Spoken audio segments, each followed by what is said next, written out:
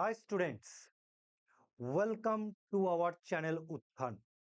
যারা মাধ্যমিক পরীক্ষা দিয়েছিস তাদের সবাইকে আমাদের চ্যানেলে স্বাগত। যারা মাধ্যমিক পরীক্ষা দিয়ে দিয়েছিস এবং যারা সায়েন্স নিবি বলে ঠিক করেছিস তারা তো অলরেডি পড়াশোনা শুরু করে দিয়েছিস। তাদের এই যাত্রাপথে, তাদের এই নতুন যাত্রাপথে অর্থাৎ তাদের পড়াশোনা রিলেটেড যা সাহায্য লাগবে তা করতে আমরা সর্বদা প্রস্তুত। আমি চমক স্যার, আমি পড়াই কেমিস্ট্রি। তো আজকের তোদের কেমিস্ট্রির একটা নতুন চ্যাপ্টার আমি শুরু করতে চলেছি। চ্যাপ্টারটি খুব famous chapter, structure of atom, পরমাণুর গঠন। এটা আবার তোরা পড়বি ফিজিক্সে ক্লাস 12-এ উঠে। আমরা স্ট্রাকচার অফ অ্যাটম প্রথম পড়েছি ক্লাস 9-এ। সেখানে আমরা দেখেছি নিউক্লিয়াসকে কেন্দ্র করে ইলেকট্রনগুলো এরকম গোল গোল পথে কি করছে, ঘুরছে, এরকম বৃত্তাকার কক্ষপথে পরিভ্রমণ করছে। অর্থাৎ পরমাণুর ভেতর সত্যিই কি এরকম হয়? পরমাণুর ভেতর সত্যি কি নিউক্লিয়াসকে কেন্দ্র করে এরকম গোল গোল ভাবে ইলেকট্রন ঘোরে, নাকি এরকম কিছুই হয় না, নতুন কিছু ওখানে ঘটে? অ্যাকচুয়ালি কি ঘটে?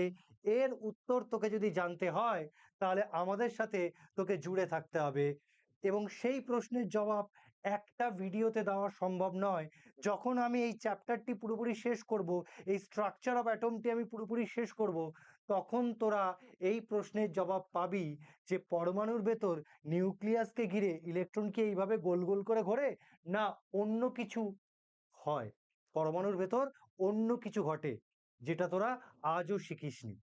তো চল আমরা শুরু করি আমাদের চ্যাপ্টার স্ট্রাকচার অফ অ্যাটম, অর্থাৎ তোদের সেই প্রশ্নের উত্তর যে পরমাণুর ভেতর ইলেকট্রনটা কিভাবে থাকে, এইভাবে গোল গোল ঘোরে না অন্য কিছু করে ইলেকট্রন।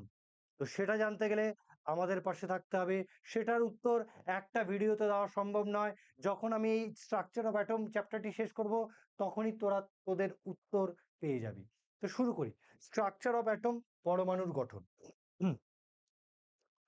পরমাণুর গঠন। স্ট্রাকচার অফ অ্যাটমকে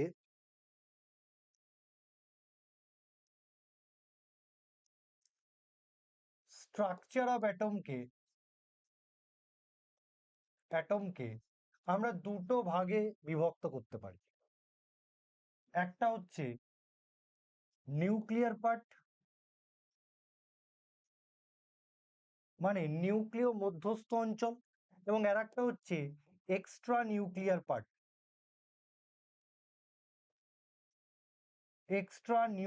পার্ট, নিউক্লিয় বহিস্থ অঞ্চল। নিউক্লিয়ার পার্ট বা নিউক্লিয় মধ্যস্থ অঞ্চল কি? এই nuclear part explain or deals with radioactive phenomenon,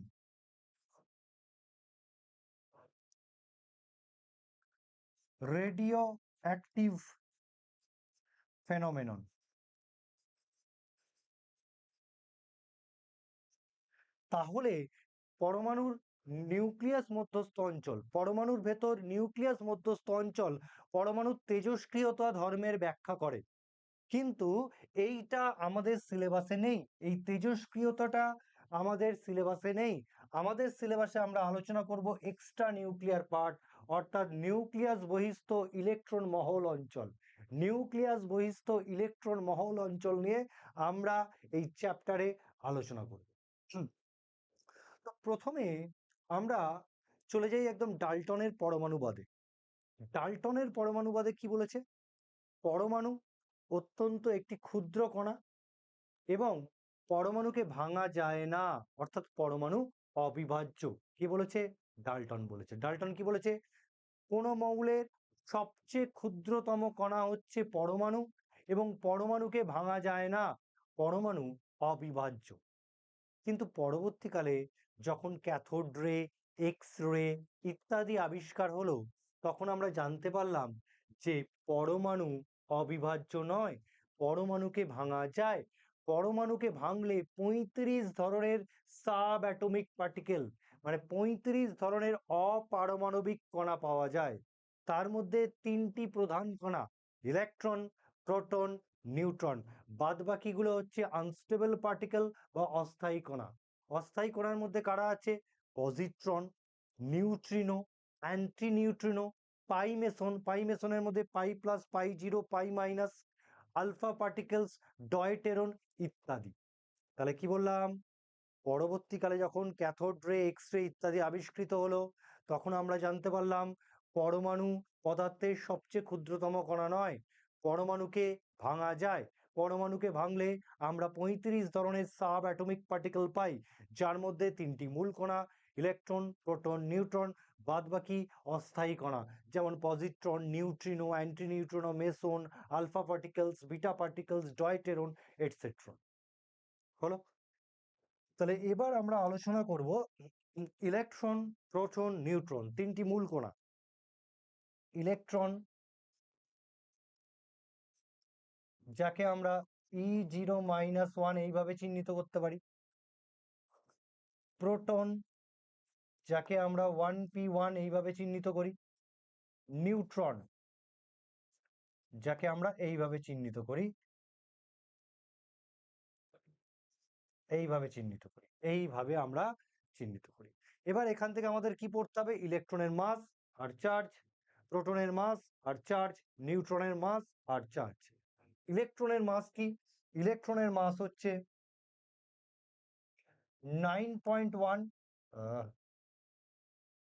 9.1 into 10⁻31 KG. আশা করি তোরা কেজি থেকে গ্রামে কনভার্ট করতে পারবি, তোরা এটা পারিস। চার্জ, ইলেকট্রনের চার্জ মাইনাস দিয়ে চিহ্নিত করা হয়, মাইনাসে হয়, নেগেটিভ হয়। 1.6 into 10⁻19 কুলম, 19 কুলম। হলো? আর এর সিজিএস এর চার্জ কত? সিজিএস এর চার্জ হচ্ছে এটা -4.8 into 10⁻10 ESU centimetre, 10⁻10 ESU centimetre. এটা হচ্ছে ইলেকট্রনের চার্জ। এবার প্রোটন, প্রোটনের মাস কত? 1.6725 into 10⁻27 কেজি, 10⁻27 কেজি। প্রোটনের চার্জ কি? ইলেকট্রনের চার্জ যা হয়, প্রোটনের চার্জ সেম হয়, শুধু সাইনটা চেঞ্জ হয়ে যায়। ইলেকট্রনের চার্জ মাইনাসে ছিল, প্রোটনের চার্জ প্লাস 1.6 into 10⁻19 কুলম, অথবা প্লাস 4.8 into 10⁻10 ESU সেন্টিমিটার। নিউট্রনের মাস কি? প্রোটনের মাস যা হয়, নিউট্রনের মাস সেম হয়, অর্থাৎ নিউট্রনের মাস হবে 1.6725 into 10⁻27 কেজি। গ্রামে তোরা নিজেরাই বার করে নিতে পারবি, কনভার্ট করে নিতে পারবি।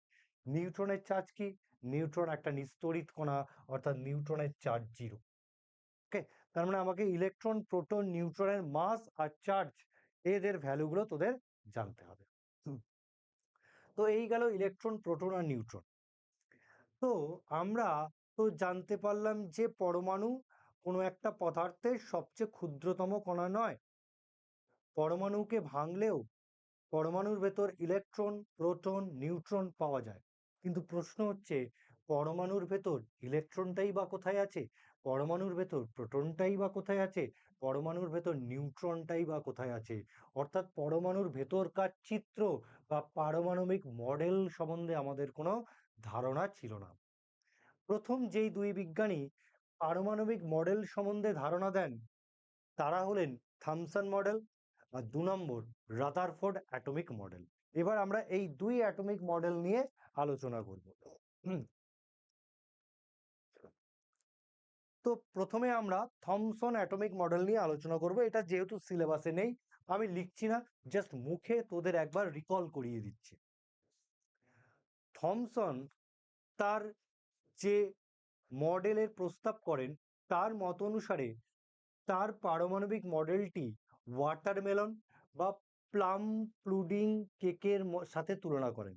তিনি তার পারমাণবিক মডেলকে ওয়াটারমেলন বা পাম পুডিং কেকের সাথে কি করলেন? তুলনা করলেন। তিনি কি বললেন? তিনি বললেন পরমাণু হচ্ছে অতি ক্ষুদ্রাকার সুষম আকৃতির গোলক। তিনি কি বললেন?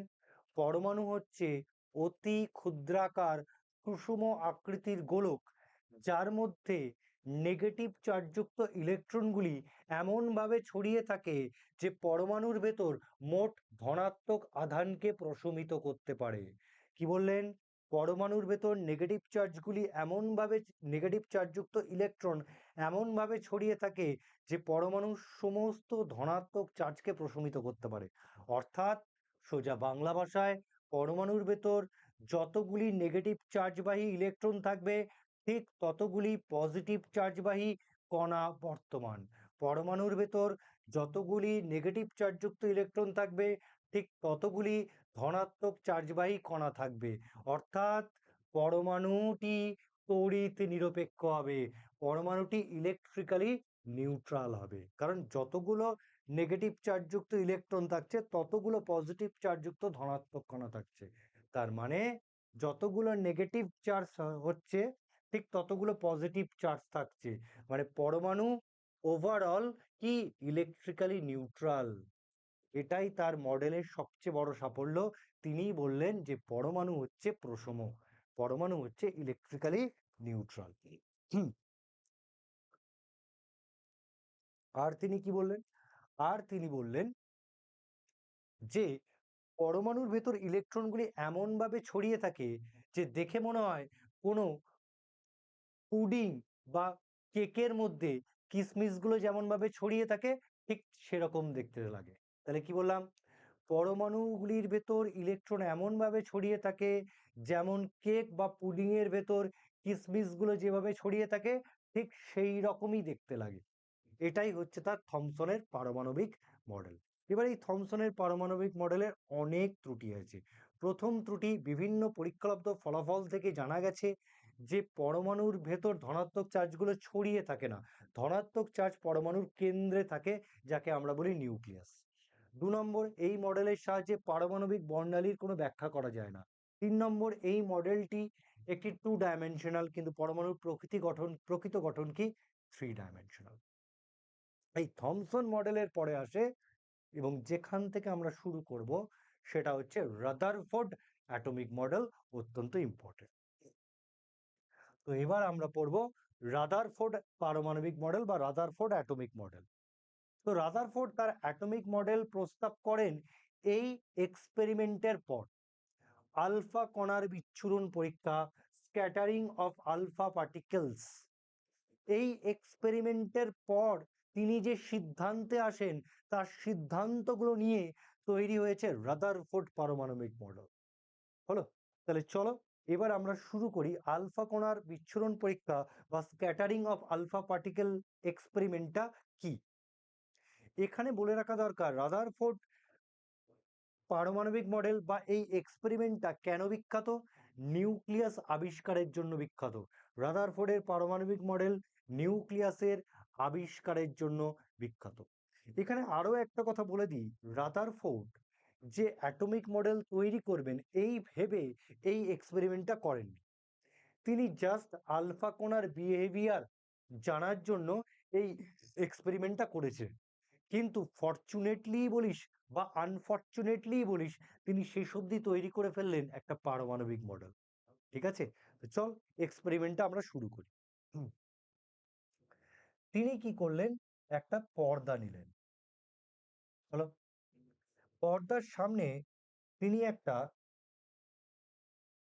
খুবই পাতলা বা সরু সোনার একটা পাত রাখলেন বা ফয়েল রাখলেন। সেই সোনার পাত বা সেই সোনার ফয়েলের বেধ বা থিকনেস কত?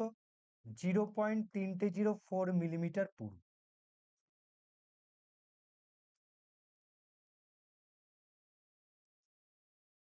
0.304 মিলিমিটার পুরু, এটাই হচ্ছে সোনার পাতের বেধ বা থিকনেস। সামনে একটা ছিদ্রযুক্ত প্লেট নিলেন যাতে আলফা কণাগুলিকে ফোকাস করে এই প্লেটের উপর ফেলা যায়। তার পাশে একটা বাক্স নিলেন, যে বাক্সের মধ্যে তিনি রাখলেন তার রেডিও অ্যাক্টিভ আইসোটোপ। তিনি রাখলেন একটা রেডিও অ্যাক্টিভ আইসোটোপ।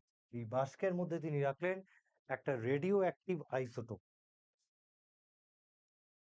সেই রেডিও অ্যাক্টিভ আইসোটোপটা কি? সেই রেডিও অ্যাক্টিভ আইসোটোপটা হলো বিসমাথ 214-83, বা একে এভাবেও লেখা হয় RaC, radium carbon. RaC, radium carbon. সেটা কি বিসমাথ 214-83, যেটা একটা রেডিও অ্যাক্টিভ আইসোটোপ। এবং এই রেডিও অ্যাক্টিভ আইসোটোপ কেন বিখ্যাত? It is the source of alpha particle. It is the source of alpha particles. অর্থাৎ এই তেজস্ক্রিয় আইসোটোপ থেকে ক্রমাগত হারে আলফা কণার নির্গমন হবে। ক্রমাগত হারে আলফা কণার নির্গমন হবে।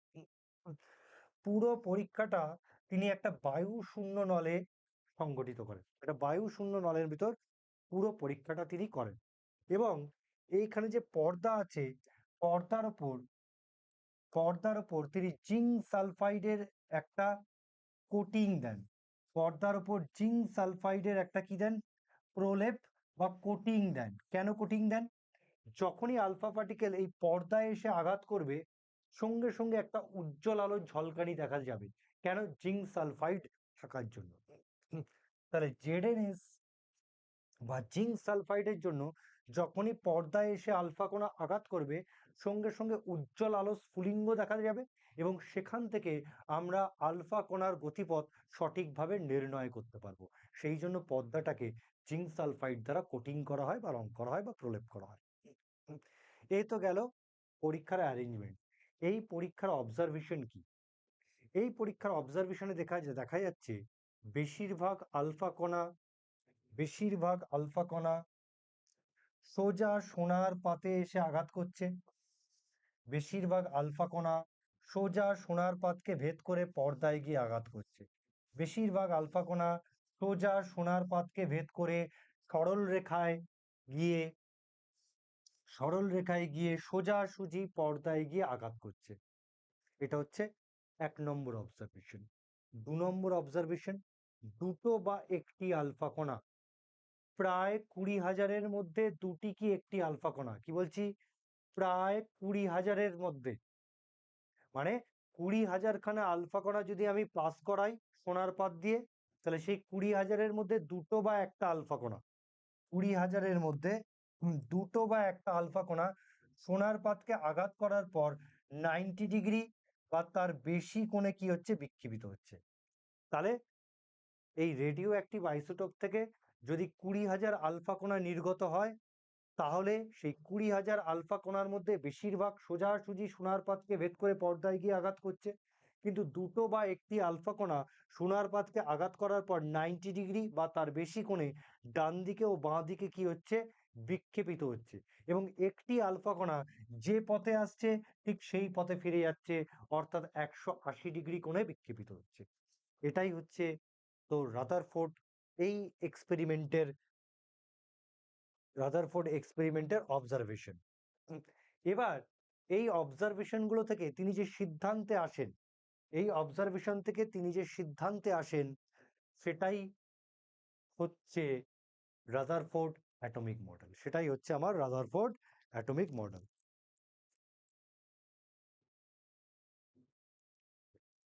চলো, তাহলে চলো তার সিদ্ধান্তগুলো এক এক করে দেখি। প্রথমত আমরা দেখছি, যদি আইসোটোপ থেকে 20,000 খানা আলফা কণা সোনার পাতের দিকে ধাবিত হয়, তাহলে বেশিরভাগ আলফা কণা সোজা সোনার পাতকে ভেদ করে পর্দায় গিয়ে আঘাত করছে। তার মানে পরমাণুর ভেতর অধিকাংশ স্থানই কি? ফাঁকা। পরমাণুর ভেতর অধিকাংশ স্থানই কি? ফাঁকা, কারণ বেশিরভাগ আলফা কণা সোজা সোনার পাতকে ভেদ করে পর্দায় গিয়ে আঘাত করছে। যদি যদি বেশিরভাগ আলফা কণার বিচ্যুতি ঘটতো, তাহলেই আমরা বলতে পারতাম যে না, পরমাণুর ভেতর বেশিরভাগ স্থান ফাঁকা নয়। কিন্তু বেশিরভাগ আলফা কণার বিচ্যুতি তো ঘটছে না, বেশিরভাগ আলফা কণার বিক্ষেপণ তো ঘটছে না। 20,000-এর মধ্যে দুটো বা একটি আলফা কণার বিক্ষেপণ ঘটছে, মানে নগণ্য পরিমাণ আলফা কণার বিক্ষেপণ ঘটছে। তো সেটা থেকে আমরা এই সিদ্ধান্তে আসতে পারি যে পরমাণুর ভেতর বেশিরভাগ স্থানই ফাঁকা।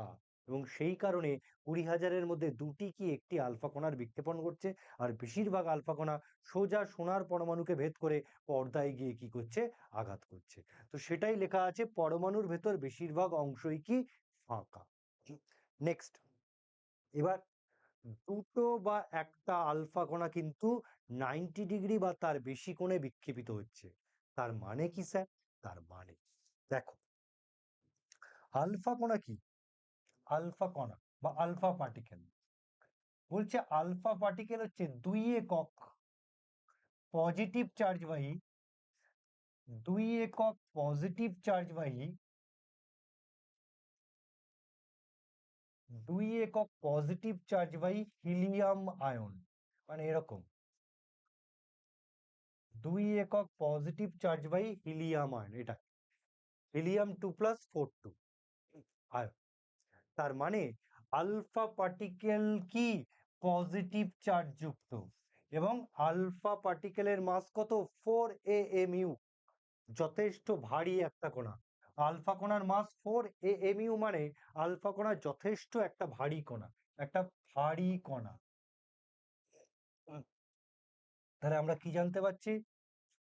প্রথম কথা, আলফা কণা পজিটিভ চার্জ যুক্ত। দ্বিতীয় কথা, আলফা কণা একটা হেভি পার্টিকেল। এবার আমরা সকলেই জানি একটা পজিটিভ চার্জকে বিক্ষেপিত করতে পারে একটি পজিটিভ চার্জ, আবার একটি ভারী কণাকে প্রত্যাঘাত করতে পারে একটি ভারী কণা। একটা ভারী কণার সাথে যদি হালকা কণার ধাক্কা লাগে, তাহলে ভারী কণার কিছু যায় আসবে না। তাহলে একটা ভারী কণাকে যদি প্রত্যাঘাত করতে হয়, তাহলে সেটা আর একটা ভারী কণাই পারবে। তার মানে যে দুটো বা একটি যথেষ্ট ভারী পজিটিভ চার্জযুক্ত আলফা কণার বিক্ষেপণের ঘটনা এটাই প্রমাণ করছে, হ্যাঁ, পরমাণুর ভেতর বেশিরভাগ স্থান ফাঁকা, মানছি, কিন্তু পরমাণুর ভেতর কিন্তু পরমাণুর ভেতর এক অতি ক্ষুদ্র স্থানে, পরমাণুর ভেতর পরমাণুর সমগ্র আয়তনের তুলনায় এক অতি ক্ষুদ্র স্থানে, এক অতি ক্ষুদ্র স্থানে পরমাণুর সমস্ত চার্জ ও ভর কি আছে? কেন্দ্রীভূত আছে। পরমাণুর সমস্ত চার্জ ও ভর কি আছে? কেন্দ্রীভূত আছে। ওকে, এবং যখন আলফা পার্টিকেলের সঙ্গে এই অংশের ধাক্কা ঘটছে, যখন আলফা পার্টিকেলের সঙ্গে এই অংশের ধাক্কা লাগছে, তখনই ও 90 ডিগ্রি বা তার বেশি কোণে কি হয়ে যাচ্ছে? বিক্ষেপিত হয়ে যাচ্ছে। ভালো করে জায়গাটা বোঝো। আলফা কণা পজিটিভ চার্জ যুক্ত, আলফা কণা ভারী কণা। একটা ভারী কণাকে প্রত্যাঘাত করতে পারে একটা ভারী কণা, একটা পজিটিভ চার্জকে বিকর্ষণ করতে পারে একটা পজিটিভ চার্জ। দুটো বা একটা আলফা কণার বিক্ষেপণের ঘটনা এটাই প্রমাণ করছে যে পরমাণুর ভেতর বেশিরভাগ স্থান ফাঁকা, হ্যাঁ এটা সত্যি, কিন্তু তা সত্ত্বেও পরমাণুর সমগ্র আয়তনের তুলনায় এক অতি ক্ষুদ্র স্থানে পরমাণুর সমস্ত পজিটিভ চার্জ এবং সমস্ত ভর কেন্দ্রীভূত আছে, এবং এই অংশের সাথে যখন আলফা কণা ধাক্কা লাগছে, তখনই আলফা কণাগুলো কি হচ্ছে? 90 ডিগ্রি বা তার বেশি কোণে বিক্ষেপিত হচ্ছে। যেহেতু এই অংশটি এতটাই ছোট, যেহেতু এই অংশটি অত্যন্ত ছোট, তাই দুটো বা একটা আলফা কণারই এর সঙ্গে ধাক্কা লাগার কথা। বেশিরভাগ আলফা কণার ধাক্কা লাগার কথা নয়, তারা সোজা সোনার পরমাণুকে ভেদ করে পর্দায় গিয়ে আঘাত করবে। এই ছোট্ট ক্ষুদ্র অংশটার নাম রাদারফোর্ড দ্যান নিউক্লিয়াস। এই ছোট্ট ক্ষুদ্র অংশটার নাম রাদারফোর্ড দ্যান কি? নিউক্লিয়াস। তাহলে আমরা কি দেখলাম?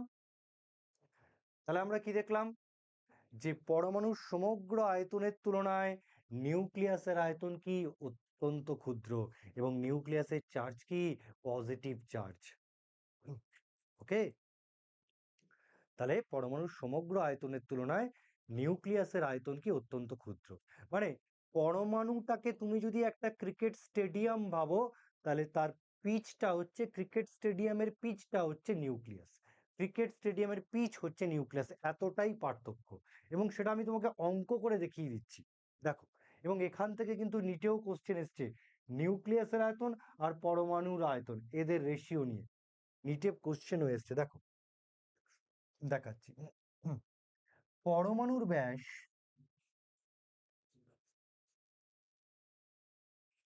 পরমাণুর ব্যাস 1 অ্যাংস্ট্রম, পরমাণুর ব্যাস 1 অ্যাংস্ট্রম। তার মানে সেটা কত? 10⁻10 মিটার। নিউক্লিয়াসের ব্যাস, তাহলে ওই পরমাণুর ভেতরে থাকা নিউক্লিয়াসের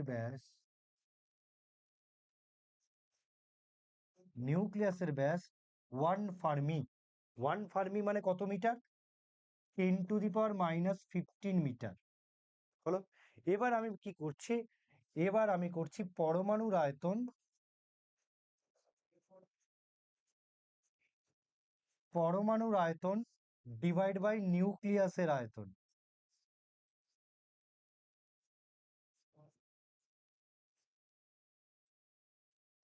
পরমাণুর আয়তন বাই নিউক্লিয়াসের আয়তন।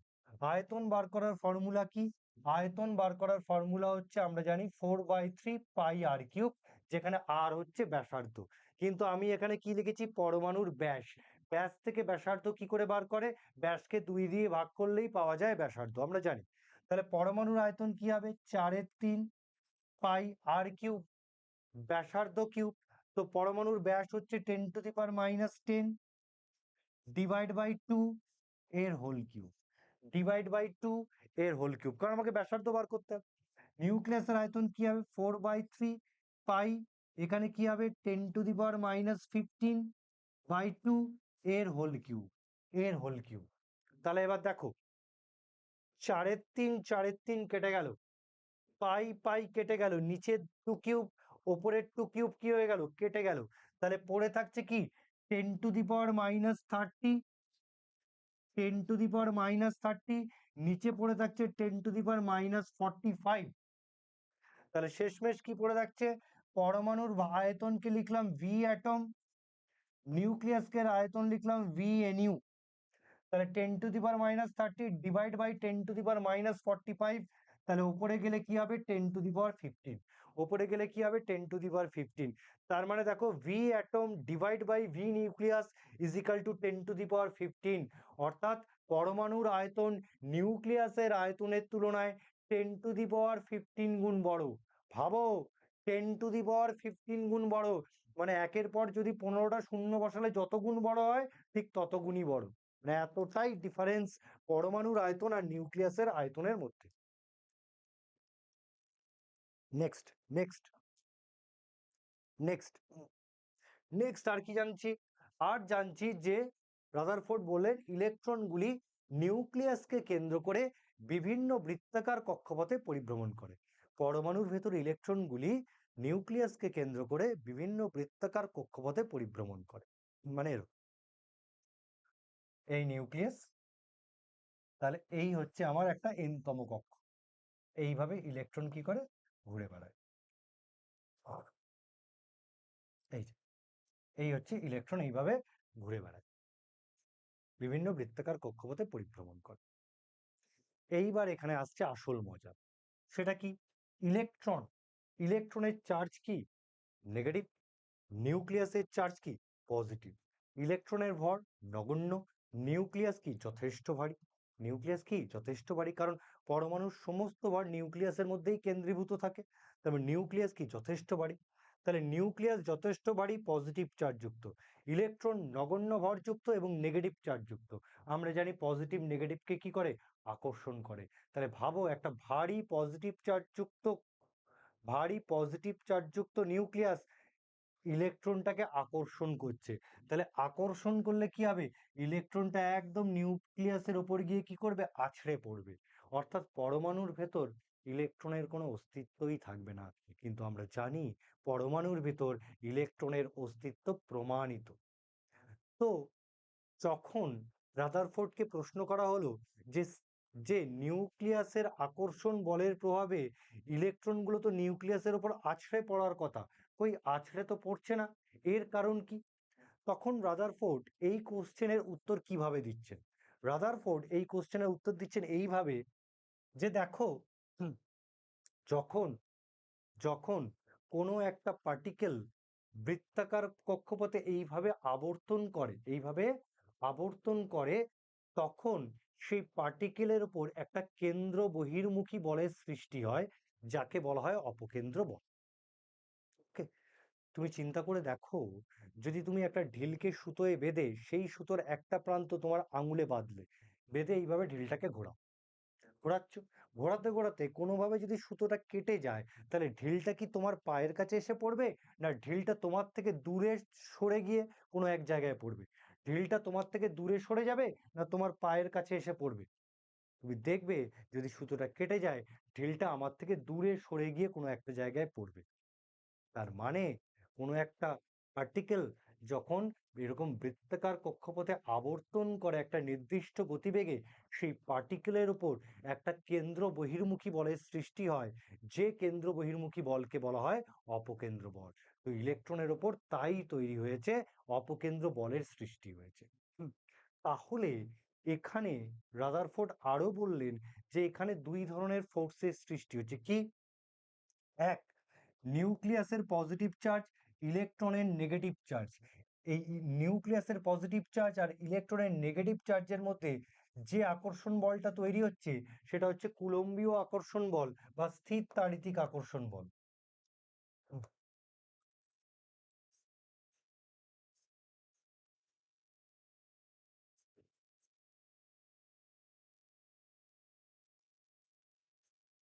Is equal two. আর ইলেকট্রনগুলো এইভাবে বৃত্তাকার কক্ষপথে পরিভ্রমণ করার জন্য ইলেকট্রনের উপর একটা কেন্দ্র বহির্মুখী বলের সৃষ্টি হচ্ছে, যাকে আমরা বলছি অপকেন্দ্র বল, যেটা তোমরা ফিজিক্সে পরে পড়বে। এবার এবার এবার এবার রাদারফোর্ড বলছে, যদি ইলেকট্রনটা খুব ধীরে ধীরে ঘোরে, ধীরে ধীরে আবর্তন করে, তবে স্থির তাড়িতিক আকর্ষণ বল ও অপকেন্দ্র বলের থেকে বেশি হবে। তার ফলে নিউক্লিয়াসের ওপর গিয়ে ইলেকট্রনটা আছড়ে পড়বে। নিউক্লিয়াসের আকর্ষণ বলের প্রভাবে ইলেকট্রনটা নিউক্লিয়াসের উপর আছড়ে পড়বে। যদি এই আবর্তনের গতিবেগ অত্যন্ত বেশি হয়, তাহলে অপকেন্দ্র বলের মান স্থির তাড়িতিক আকর্ষণ বলের থেকে বেশি হবে। তার ফলে ইলেকট্রনটি নিউক্লিয়াসের আকর্ষণ বলের ক্ষেত্র ছাড়িয়ে দূরে চলে যাবে। অর্থাৎ ও আর নিউক্লিয়াসের চারিদিকে ঘুরবে না, ওখান থেকে বেরিয়ে দূরে ছিটকে পড়বে। তাই রাদারফোর্ড বললেন, ইলেকট্রনটি নিউক্লিয়াসকে কেন্দ্র করে এমন গতিবেগে ঘুরবে, এমন গতিবেগে আবর্তন করবে, যে এই স্থির তাড়িতিক আকর্ষণ বল আর অপকেন্দ্র বল পরস্পরের সমান ও বিপরীতমুখী হবে। এবং সেই কারণেই নিউক্লিয়াসকে কেন্দ্র করে ইলেকট্রনগুলি বৃত্তাকার কক্ষপথে পরিভ্রমণ করবে। এটাই হচ্ছে রাদারফোর্ডের এক্সপ্লানেশন। এবার আমি ধরে নিই ইলেকট্রনের ভর হচ্ছে এম।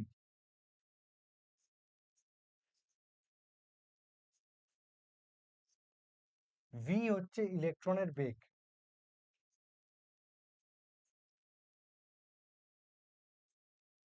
ভি হচ্ছে ইলেকট্রনের বেগ।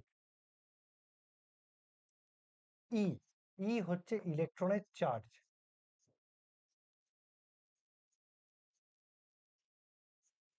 হলো জেড, জেড হচ্ছে পরমাণু ক্রমাঙ্ক।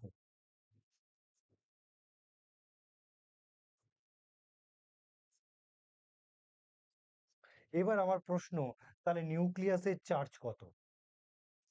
ইলেকট্রনের চার্জ তো ই, নিউক্লিয়াসের চার্জ কত?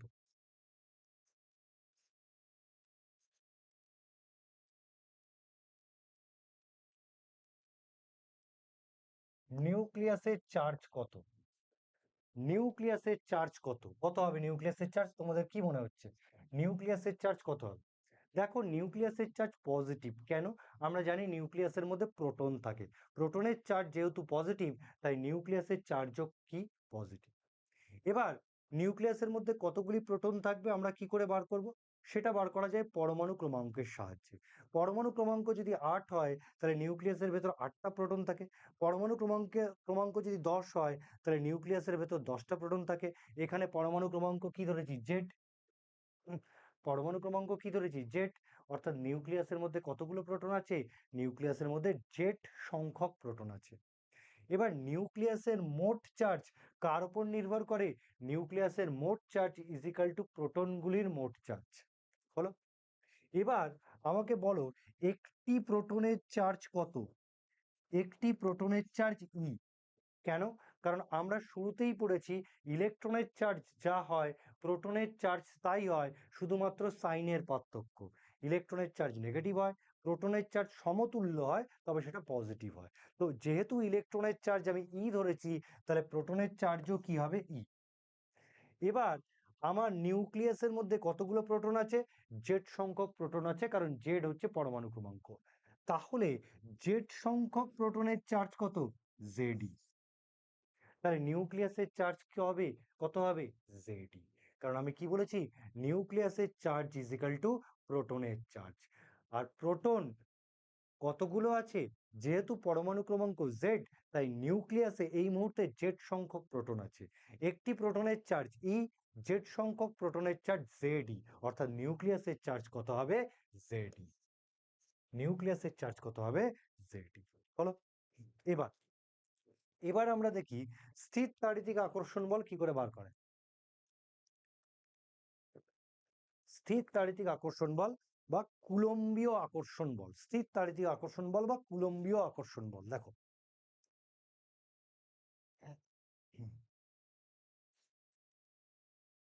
স্থির তাড়িতিক আকর্ষণ বল বা কুলম্বীয় আকর্ষণ বল, তো সেটা কি? আমরা জানি আমরা জানি কুলম্বীয় আকর্ষণ বল এফ এ ফর্মুলা হচ্ছে K into Q one Q two divide by D square, মানে ডিস্টেন্স স্কোয়ার বা আর স্কোয়ার। এবার তুমি বলো তো, নিউক্লিয়াস একটা বৃত্তাকার কক্ষপথে নিউক্লিয়াস আর ইলেকট্রনের মধ্যে যে দূরত্ব সেটা কি? ব্যাসার্ধ।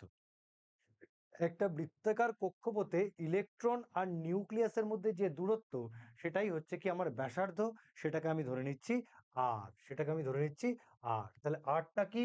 নিউক্লিয়াসের ব্যাসার্ধ। অর্থাৎ সরি, আরটা কি?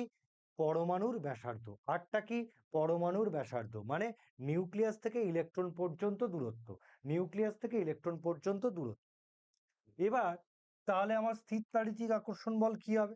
দেখো, কে কে হচ্ছে ধ্রুবক, কিউ ওয়ান কিউ ওয়ান ধরলাম নিউক্লিয়াসের চার্জ। নিউক্লিয়াসের চার্জ কি? জেডই। কিউ টু কিউ টুটাকে ধরলাম ইলেকট্রনের চার্জ। ইলেকট্রনের চার্জ কি? ইন্টু ই। তাহলে জেডই ইন্টু ই, তার মানে আমার এখান থেকে কি পাচ্ছি?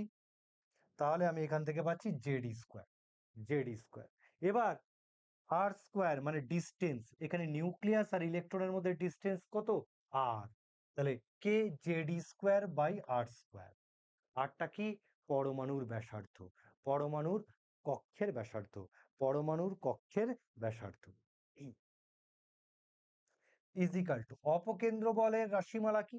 এটা ফিজিক্সে পড়বি। অপকেন্দ্র বলের রাশিমালা এম ভি স্কোয়ার বাই আর, যেখানে এম হচ্ছে ইলেকট্রনের মাস, ভি হচ্ছে ইলেকট্রনের আবর্তন বেগ, আর আরটা হচ্ছে কি? এনতম কক্ষের ব্যাসার্ধ। আরটা হচ্ছে এনতম কক্ষের ব্যাসার্ধ। তাহলে এটা হচ্ছে আমার রাদারফোর্ডের তত্ত্ব থেকে প্রাপ্ত গাণিতিক রাশিমালা। এবার যদি আমি সিজিএস পদ্ধতিতে যাই, সিজিএস পদ্ধতিতে এই ফর্মুলাটা কেমন দেখতে লাগবে? সিজিএস পদ্ধতিতে এই ধ্রুবক কে এর ভ্যালু হচ্ছে 1। সিজিএস পদ্ধতিতে এই ধ্রুবক কে এর ভ্যালু হচ্ছে 1, তার মানে কে এর ভ্যালু যদি 1 বসাই, তাহলে আমি পাচ্ছি Z D square by R square divide by M V square by R. এটাই হচ্ছে আমার গাণিতিক formula CGS unit. CGS unit. এবার এখান থেকে যদি আমি এসআই ইউনিটে মুভ করি, এসআই ইউনিটে মুভ করি, তখন কে এর ভ্যালু আর 1 থাকবে না, কে এর ভ্যালু হবে 1/4 পাই এপসাইলন নট। এইটাকে এই যে এইটা, এটাকে বলে এপসাইলন নট।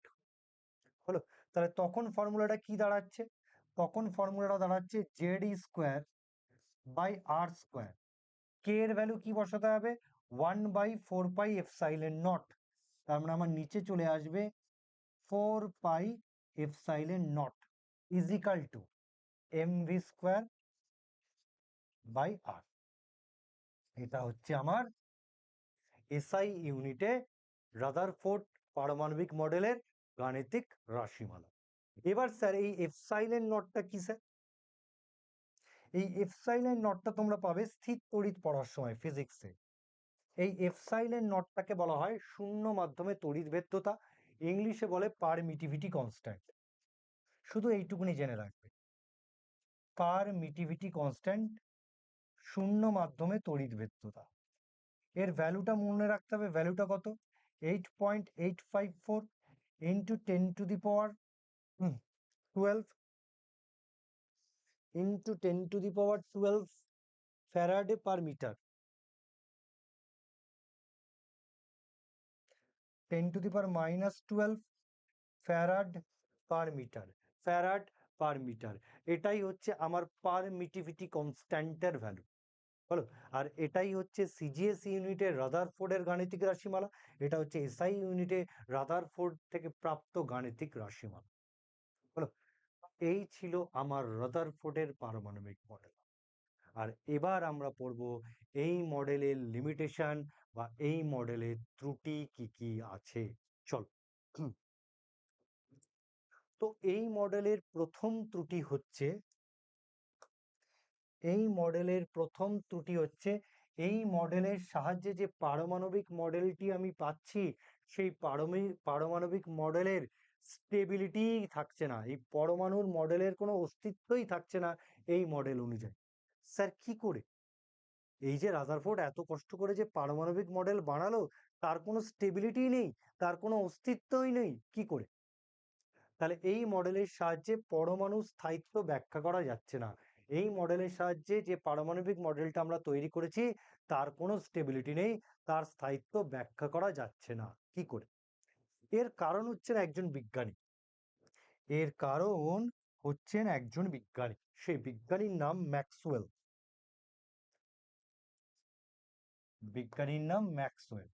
ম্যাক্সওয়েলের একটা ফেমাস তত্ত্ব আছে, সেটা হচ্ছে ম্যাক্সওয়েলের তড়িৎ চুম্বকীয় তত্ত্ব।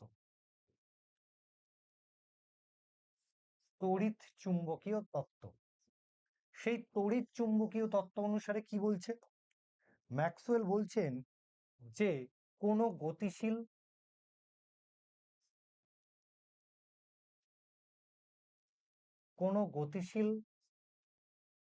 চার্জযুক্ত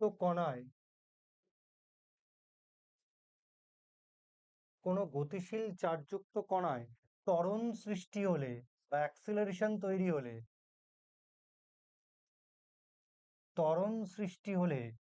সেই কণা থেকে নিরবিচ্ছিন্নভাবে, মানে কন্টিনিউয়াসলি, সেই কণা থেকে কন্টিনিউয়াসলি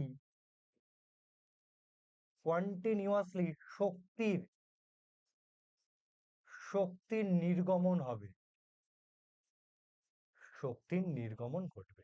তাহলে ম্যাক্সওয়েলের তড়িৎচুম্বকীয় তত্ত্বে কি বলছে? যে কোনো গতিশীল চার্জযুক্ত কণায় যদি অ্যাক্সেলারেশন তৈরি হয়, সেই কণা নিরবিচ্ছিন্ন হারে শক্তির নির্গমন করবে। এবার ম্যাক্সওয়েল তার তত্ত্ব নিয়ে চলে গেল রাদারফোর্ডের কাছে এবং রাদারফোর্ডকে প্রশ্ন করতে লাগলো। কি কি প্রশ্ন করতে লাগলো চল দেখি। তাহলে রাদারফোর্ড কি বলেছে? নিউক্লিয়াসকে কেন্দ্র করে বিভিন্ন বৃত্তাকার কক্ষপথে ইলেকট্রনগুলো পরিভ্রমণ করে, তাই তো? এটাই তো রাদারফোর্ডের তত্ত্ব।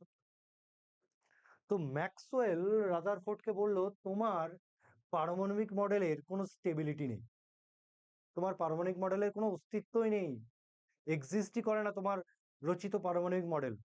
তো রাদারফোর্ড তো খুব অবাক, জিজ্ঞেস করছে কেন? তখন ম্যাক্সওয়েল বলছে, তুমি আমার কিছু প্রশ্নের উত্তর দাও। বলে ম্যাক্সওয়েল রাদারফোর্ডকে প্রশ্ন করলো যে তুমি তো আমার তত্ত্ব জানো যে কোনো গতিশীল চার্জযুক্ত কণায় যদি ত্বরণ সৃষ্টি হয়, সেই কণা থেকে নিরবিচ্ছিন্ন হারে শক্তির নির্গমন হয়। রাদারফোর্ড মাথা নাড়লো, হ্যাঁ আমি জানি। তখন ম্যাক্সওয়েল তাকে কোশ্চেন করছে, তোমার মডেলে নিউক্লিয়াসকে কেন্দ্র করে নেগেটিভ চার্জযুক্ত ইলেকট্রনগুলি বৃত্তাকার কক্ষপথে পরিভ্রমণ করছে, তার মানে তো আমরা বলতেই পারি ইলেকট্রন হচ্ছে একটা চার্জযুক্ত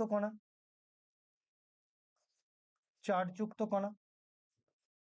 হ্যাঁ, ইলেকট্রনে তো নেগেটিভ চার্জ আছে। রাদারফোর্ড মাথা নাড়লো, ইয়াস। তারপরে বলল, ইলেকট্রন তো স্থির অবস্থায় নেই, নিউক্লিয়াসকে কেন্দ্র করে বৃত্তাকার কক্ষপথে পরিভ্রমণ করছে, তার মানে ইলেকট্রন একটা গতিশীল কণা। রাদারফোর্ডের কোনো উপায় নেই, মাথা নাড়লো, ইয়েস। এবার ইলেকট্রন যেহেতু এইভাবে বৃত্তাকার কক্ষপথে পরিভ্রমণ করছে, তার মানে প্রতি মুহূর্তে ইলেকট্রনের ডাইরেকশন কি হচ্ছে? চেঞ্জ হচ্ছে। ভালো করে ভাবো, নিউক্লিয়াসকে কেন্দ্র করে ইলেকট্রন যদি এইভাবে পাক খেতে থাকে, তাহলে প্রতি মুহূর্তে ইলেকট্রনের ডাইরেকশন কি হচ্ছে? চেঞ্জ হচ্ছে। রাদারফোর্ড মাথা নাড়লো, yes. Change in direction,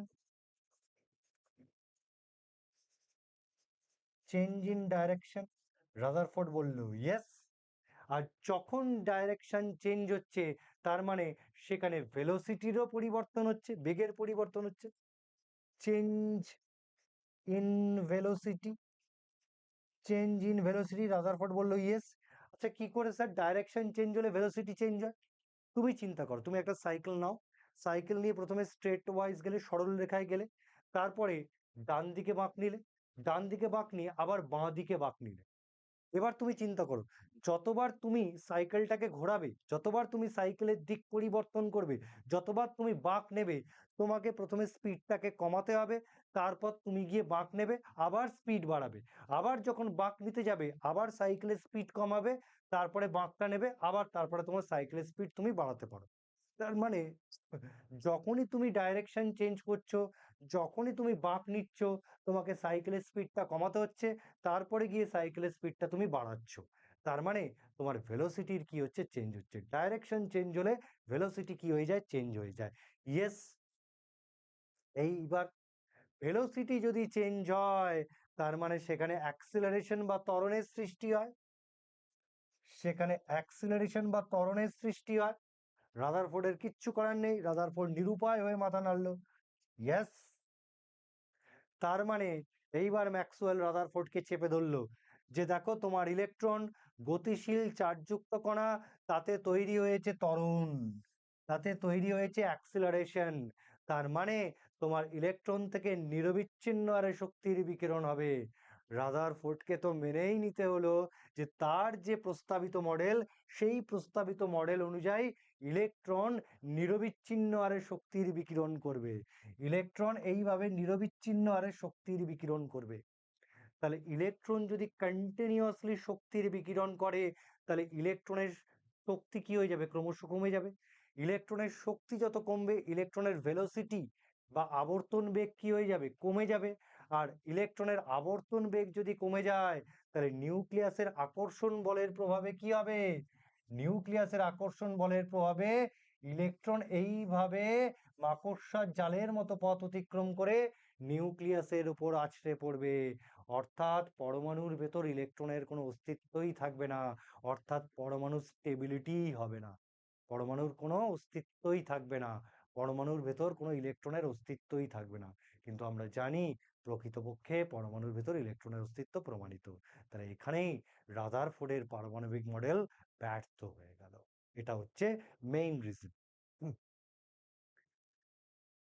second কারণ, এই মডেল অনুযায়ী পরমাণুর বর্ণালী হওয়া উচিত কন্টিনিউয়াস স্পেকট্রাম। কন্টিনিউয়াস স্পেকট্রাম কি, রামধনু। তোমরা সকলেই রামধনু দেখেছো। রামধনুতে আমরা কি দেখতে পাই, রামধনু একটা কন্টিনিউয়াস স্পেকট্রাম। কেন? কারণ রামধনুতে 7টা কালারের 7টাই দেখতে পাওয়া যায়, এবং কোনো কালারের মধ্যে তুমি কোনো গ্যাপ বা ব্ল্যাক স্পট পাবে না।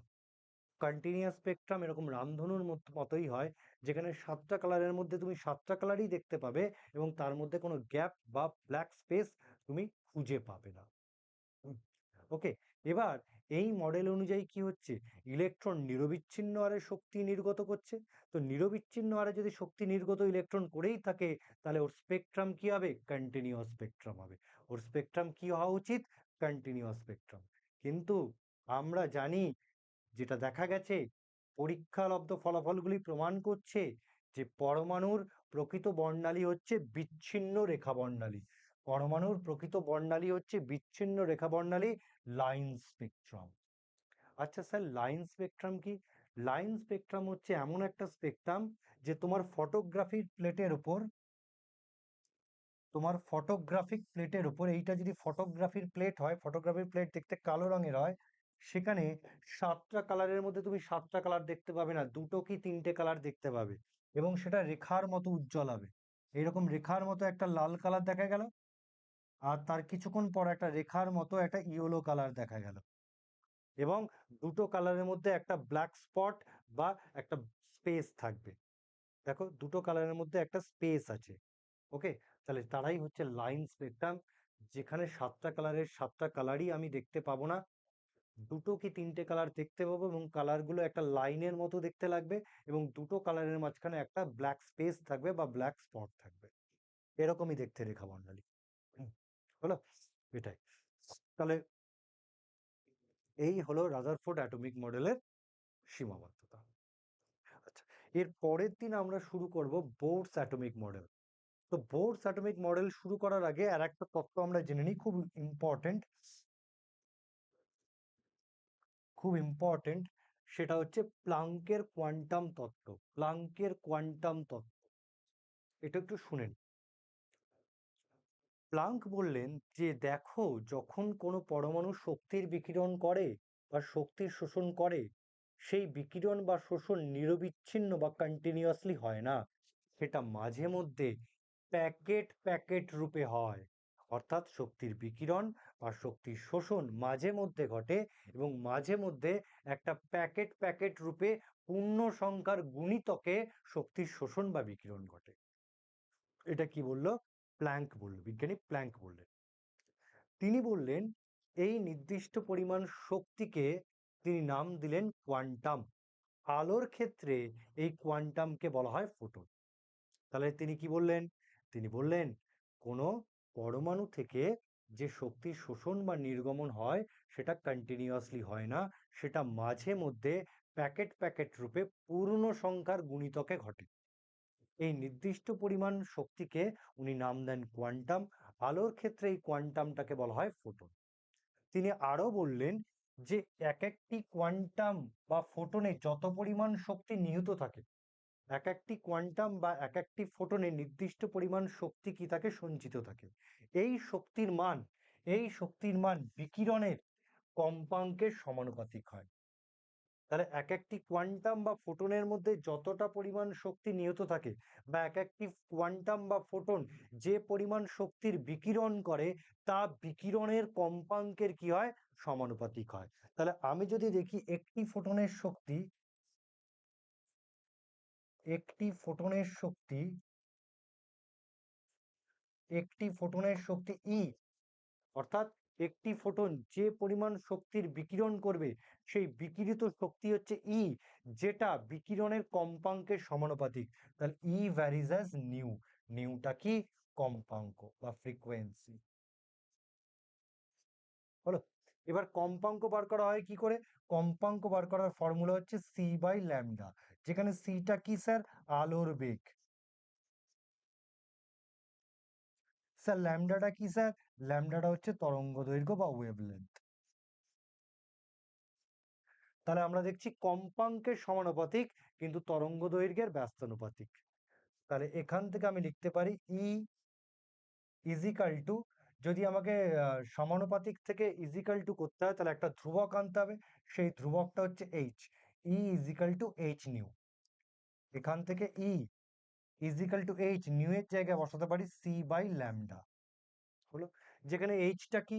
এইচ হচ্ছে একটা ধ্রুবক যার নাম প্লাঙ্কের ধ্রুবক, যার নাম প্লাঙ্কের ধ্রুবক। প্লাঙ্কের ধ্রুবক যার ভ্যালু কত? 6.626 ইন্টু 10⁻³ জুল সেকেন্ড। আর যদি আর কে বার করি, 10⁻³ এর জায়গায় হবে 10⁻27। হলো। এটাই হচ্ছে প্লাঙ্কের ধ্রুবকের মান। এটা গেল একটি ফোটনের শক্তি। তাহলে 1 মোল ফোটনের শক্তি কি হবে? বা আমি যদি বলি এন সংখ্যক ফোটন, এন সংখ্যক ফোটন, তাহলে এন সংখ্যক ফোটনের শক্তি কত হবে? এন সংখ্যক ফোটনের শক্তি। একটি ফোটনের শক্তি যদি E equal to H nu হয়, তাহলে এন সংখ্যক ফোটনের শক্তি E equal to N H nu হবে। এন এইচ নিউ হবে। একটি ফোটনের শক্তি যদি এইচ নিউ হয়, তাহলে এন সংখ্যক ফোটনের শক্তি হবে এন এইচ নিউ। যেখানে এন এর ভ্যালু কত হবে? 1 যখন একটি ফোটন হবে, এন এর ভ্যালু হবে 2 যখন দুটি ফোটন হবে, এন এর ভ্যালু হবে 3 যখন তিনটি ফোটন হবে। এইভাবে এন এর ভ্যালু তুমি 6.022 ইন্টু 10⁻23 করতে পারো যখন 1 মোল ফোটন বোঝাবে, 1 মোল ফোটন বোঝাবে। তাহলে ওই যে একটা কথা বলেছিলাম না, যে কোনো একটা পরমাণু থেকে যে পরিমাণ শক্তির শোষণ বা বিকিরণ হয় সেটা মাঝে মধ্যে প্যাকেট প্যাকেট রূপে পূর্ণ সংখ্যার গুণিতকে ঘটে। হ্যাঁ দেখো, পূর্ণ সংখ্যার গুণিতকে ঘটবে। স্যার কি করে? যদি একটি ফোটন বেরোয় তাহলে তোমার এইচ নিউ পরিমাণ শক্তির বিকিরণ হবে। যদি দুটো ফোটন হয় তাহলে তোমার 2h নিউ পরিমাণ শক্তির বিকিরণ হবে। তোমার যদি তিনটে ফোটন হয় 3h নিউ পরিমাণ শক্তির বিকিরণ হবে। তাহলে তাই হলো না যে পূর্ণ সংখ্যার গুণিতকে বিকিরণ হচ্ছে না? যখন একটা ফোটন থাকবে তখন এইচ নিউ পরিমাণ শক্তির বিকিরণ হবে। যখন দুটো ফোটন থাকবে 2h নিউ পরিমাণ শক্তির বিকিরণ হবে। যখন তিনটে ফোটন হবে 3h নিউ পরিমাণ শক্তির বিকিরণ হবে। অর্থাৎ শক্তির বিকিরণ পূর্ণ সংখ্যার গুণিতকে ঘটে। তাহলে এই দুটো ফর্মুলা তোমাকে মনে রাখতে হবে। এবং আজকে লাস্ট পিপি স্লাইড, যেখানে এর ফর্মুলার উপর বেস করে একটা অঙ্ক তোমাকে দিচ্ছি।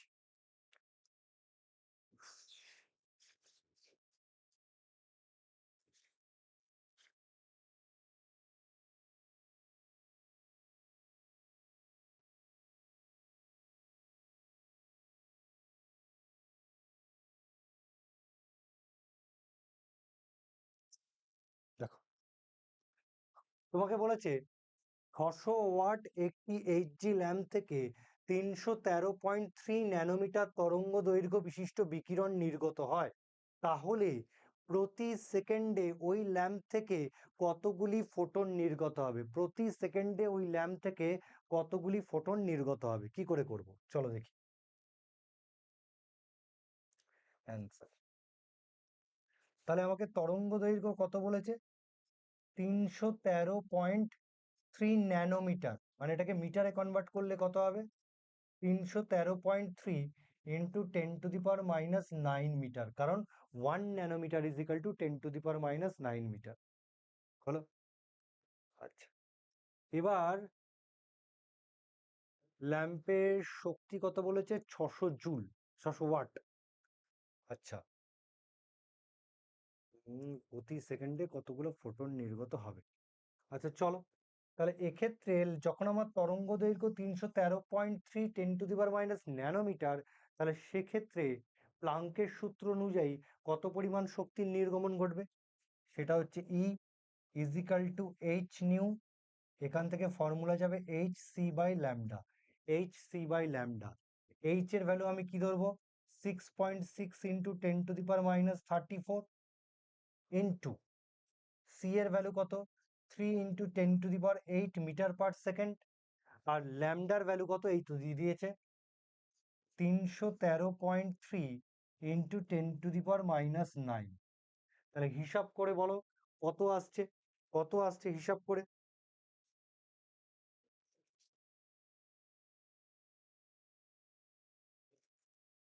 তাহলে তোমার এখান দিয়ে আসবে 6.34 ইন্টু 10⁻⁻19 জুল। ওকে, তাহলে তরঙ্গ দৈর্ঘ্য যদি আমার 313.3 ন্যানোমিটার হয়, তাহলে ফোটন থেকে নির্গত শক্তির পরিমাণ হচ্ছে 6.34 ইন্টু 10⁻⁻19 জুল। এবার ওই যে মার্কারি ল্যাম্প বলেছে, সেই মার্কারি ল্যাম্প কত ওয়াটের? 600 ওয়াটের। তাহলে আমি এখান থেকে বলতে পারি, তো 600 ওয়াট,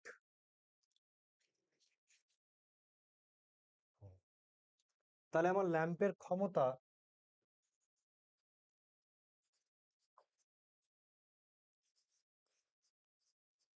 600 ওয়াট, মানে 600 জুল পার সেকেন্ড। মানে তুমি বলতে পারো প্রতি সেকেন্ডে ল্যাম্প প্রতি সেকেন্ডে ল্যাম্প প্রতি সেকেন্ডে 600 জুল শক্তি নির্গত করে। ল্যাম্প প্রতি সেকেন্ডে 600 জুল শক্তি নির্গত করে। তাহলে অ্যাকচুয়ালি তো ল্যাম্প করে না, ল্যাম্প থেকে যে ফোটন কণা বেরোচ্ছে, ল্যাম্প থেকে যে ফোটন কণা বেরোচ্ছে, সেই ফোটন কণাগুলি প্রতি সেকেন্ডে 600 জুল শক্তি নির্গত করে। প্রতি সেকেন্ডে ফোটন কণাগুলি 600 জুল পরিমাণ শক্তি নির্গত করে। তাহলে আমি এখান থেকে বলতে পারি নির্গত ফোটনের সংখ্যা, নির্গত ফোটনের সংখ্যা,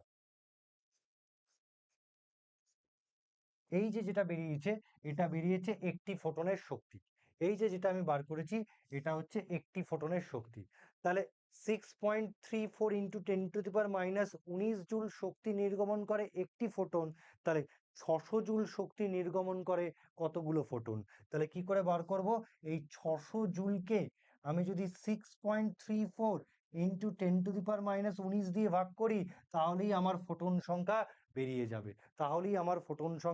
যাবে। এবং বাড়ির কাজ হচ্ছে তোমরা বার করবে কতগুলি ফোটন বার হবে। কতগুলো ফোটন বার হবে, কোন অপশনটা ঠিক হবে, এটা তোমাদের বাড়ির কাজ।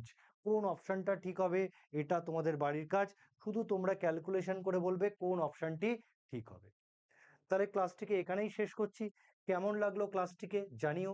আমরা যেহেতু নতুন শুরু করেছি, তাই আমাদেরকে একটু সাপোর্ট করো, বেশি বেশি করে লাইক করো, আর চ্যানেলটাকে বেশি বেশি করে সাবস্ক্রাইব করো। শুধু আজ এইটুকুনি বলার।